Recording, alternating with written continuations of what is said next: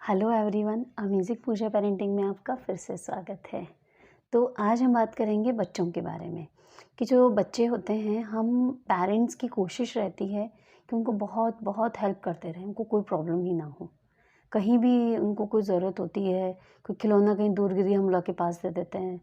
अगर उनको कोई पज़ल सॉल्व नहीं है तो हम उनकी हेल्प कर देते हैं, या वो रो रहे हैं किसी बात के लिए, ज़िद कर रहे हैं, हाँ बेटा ये चाहिए क्या, ये लो। खाना उनकी पसंद का बनाते हैं, मतलब इतना कंफर्ट ज़ोन दे देते हैं, इतनी हेल्प करते हैं उनकी हर जगह कि मतलब उसको किसी चीज़ की ज़रूरत ही नहीं, मतलब उसे खुद तो कुछ करने की ज़रूरत ही नहीं होती है। तो सबसे बड़ी बात है, अगर छोटा बच्चा है देखो वहाँ नीड है, लेकिन बच्चा जैसे-जैसे बड़ा हो रहा है उसकी इसके अकॉर्डिंग हमें उसकी हेल्प करना बंद हो करना पड़ेगा। क्योंकि बच्चे तो हमारे लिए हमेशा बच्चे ही रहेंगे, लेकिन अगर हम नहीं समझेंगे तो वो कभी भी अपने आप सेल्फ वर्क करना स्टार्ट नहीं कर पाएँगे। जैसे खाना खाना है, अगर आप उसे खाना खिलाती रहेंगी, हमेशा ही खिलाती रहेंगी, तो वो एक सर्टेन एज में, बड़ी एज में होकर वो खुद खा सकता है, एलिजिबल है, फिर भी वो नहीं खाना सीखेगा, आप ही खिलाती रहेंगी। तो जब तक हम उसे सहारा देना बंद नहीं करेंगे, वो अपने आप काम करना नहीं सीखेगा। और इस छोटी एज में नहीं, बड़ी एज के बच्चों में सबके साथ यही चीज़ है कि अकॉर्डिंग टू एज उन्हें सहारे देना बंद करें, उनकी हेल्प करना बंद करें, लेट देम डू। उन्हें खुद कोशिश करने दें अपने काम करने की, और जहाँ ज़रूरत हो वहाँ तब जाकर आप उनकी मदद करें। और नेक्स्ट पॉइंट आता है कि अपने बच्चे को सिर्फ जीतने की आदत ना डालें, उसे हार को बर्दाश्त करना भी सिखाएं। पेरेंट्स का ये रहता है कि हमारा बच्चा किसी चीज़ में हार नहीं जाए, किसी में फेल ना हो जाए, बस सब में बेस्ट रहे। लेकिन ये तो आपको भी पता है कि आपने भी अपनी लाइफ में हर वक्त सिर्फ जीतना नहीं देखा है, चाहे रिलेशनशिप वाइज हो, चाहे जॉब में हो, चाहे पढ़ाई में हो, कहीं ना कहीं हमें हार तो देखनी ही पड़ती है। और जब वो हार मिलती है ना तो बहुत दुख होता है। और आजकल के बच्चे हमारे जितने स्ट्रांग नहीं हैं कि वे हार को भी बर्दाश्त कर लें और फिर भी नॉर्मल रहें। आजकल के बच्चे छोटी सी भी हार से या कमज़ोरी से या थोड़े से भी दुःख से टूट जाते हैं। हमने उन्हें इतना कमज़ोर बना दिया है, उनकी पैरेंटिंग हम स्ट्रॉन्ग नहीं करते हैं, बहुत वीक कर रहे हैं। क्यों कर रहे हैं? हम बहुत अच्छी पैरेंटिंग कर रहे हैं, बट एक्चुअली में वो अच्छी नहीं है।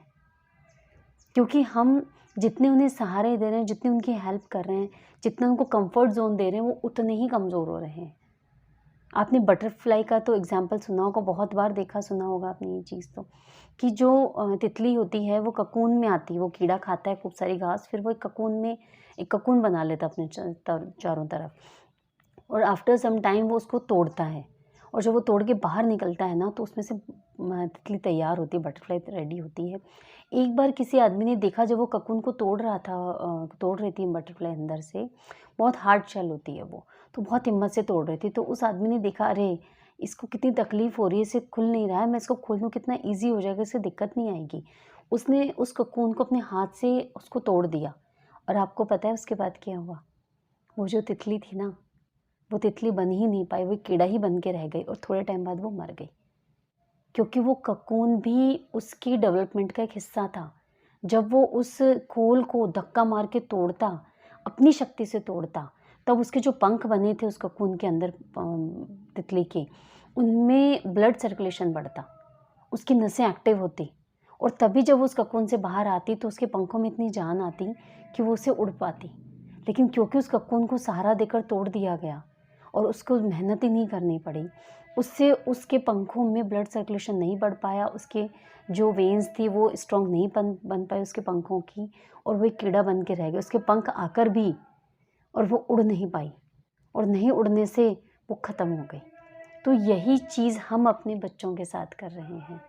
हम उनको इतना कंफर्ट ज़ोन दे रहे हैं कि उन्हें अपने ककून से बाहर निकलने के लिए संघर्ष ही नहीं करने दे रहे हैं। उस संघर्ष नहीं करने देने की वजह से वो इतने कमज़ोर हो गए हैं कि जैसे वो कीड़ा तितली बनकर नहीं उड़ पाया, और इसी तरह से हमारे बच्चे भी बहुत ज़्यादा आगे नहीं बढ़ पाते हैं। इमोशनली, फाइनेंशियली वो बहुत जल्दी टूट जाते हैं अपनी ज़िंदगी में। इसीलिए ऐसे बच्चों के जो केसेस हम पढ़ते हैं कि उसने कम नंबर में सुसाइड कर लिया, या उसे जो बनना था वो नहीं बन पाया, या कुछ भी कोई प्यार में हार गया। जितने सहारे आप उसे देंगे, उतना ही वो अपनी ज़िंदगी में कमज़ोर होगा। इसलिए जब उसे ज़रूरत हो तब आप उसकी मदद करें, नहीं तो उसे खुद आगे बढ़ने दें। नेक्स्ट पॉइंट है, बच्चों की हर ज़िद को पूरा ना करें, कि बच्चों ने कुछ बात मुँह से निकली नहीं कि आप पूरी करने चल दिए। बच्चों ने थोड़ी सी ज़िद की नहीं कि आपने पूरी कर दी, कि हाँ, मैं तो समर्थ हूँ ना, हमारे माता-पिता के पास तो पैसे थे नहीं इतने इसलिए नहीं कर पाए, मेरे पास तो बहुत है। भई आपके माता के पिता के पास पैसे थे, नहीं थे, वो मैटर नहीं करता है। आपके माता-पिता को परवरिश करनी आती थी, इतना पता है। आजकल के माता-पिता को परवरिश करनी नहीं आती है, कि आप अपने बच्चों की ज़िद जितनी पूरी करेंगी, वो उतने ज़िद्दी बनेंगे। बाद में आप ही दुखी हो जाते हैं, कि ये तो ज़िद सुनता ही नहीं है। छोटा होगा तो उसकी ज़िद भी छोटी होंगी ना, और बड़ा होगा तो ज़िद भी बढ़ती जाएँगी। और जो टीनेज का आज छोटा बच्चा अगर एक खिलौने के लिए रो रहा है, तो 17-18 साल का बच्चा एक मोबाइल के लिए तो रोएगा, और तब आपको तकलीफ़ होगी। और उस बच्चे से और 18 साल के बच्चे के बीच में तो बहुत से फेजेज़ आने वाले हैं आपकी ज़िंदगी में बच्चे की। वो जो ज़िद करेगा आप नहीं कर पाएँगे इतनी पूरी, और अगर कर भी पाएँगे, कर भी देंगे, तो भी आप नुकसान ही कर रहे हैं अपने बच्चे का, उसको बहुत कमज़ोर बना रहे हैं। क्योंकि वो यही सीखेगा कि जो मैं चाहता हूँ मुझे मिल जाता है।